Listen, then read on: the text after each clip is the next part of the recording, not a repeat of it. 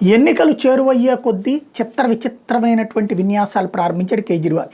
గెలుపు భయం పట్టుకున్నట్టుంది, ఓటమి అన్నటువంటిది దగ్గరకు వస్తుందేమో అన్న భయం పట్టుకున్నట్టుంది. అందుకని రకరకాల ప్రయోగాలు చేస్తున్నాడు. అందులో మతాన్ని రేపుతాడు, కులాన్ని రేపుతాడు, వర్గాన్ని రేపుతాడు, వర్ణాన్ని రేపుతాడు. తాజాగా కొత్త అంశం, యమునాలో విషం నింపేస్తోంది భారతీయ జనతా పార్టీ, కావాలని చేసేస్తోంది అన్నట్టుంది. ఢిల్లీ ప్రజలను ఏదో చేసేయడానికి. ఢిల్లీలో ప్రధానమంత్రి దగ్గర నుంచి అందరూ ఉంటారన్న కామన్ సెన్స్ ఉండాలి కదా. దాంతోపాటుగా నదీ పొల్యూషన్ అన్నటువంటిది ఏ విధంగా జరుగుతున్నదో ప్రపంచం మొత్తానికి తెలుసు. ఏదైతే మురికి వాడలకి సంబంధించి లేదా నగరాలలో ఉన్నటువంటి మురికి నీరుకి వెళ్ళి దాన్ని శుద్ధి చేసే కర్మాగారాలు ఏర్పాటు చేసేటటువంటి అంశాల్లో మున్సిపాలిటీలు, కార్పొరేషన్లు అనేది ప్రభుత్వం, రాష్ట్ర ప్రభుత్వం ఆధ్వర్యంలో పనిచేస్తుంది.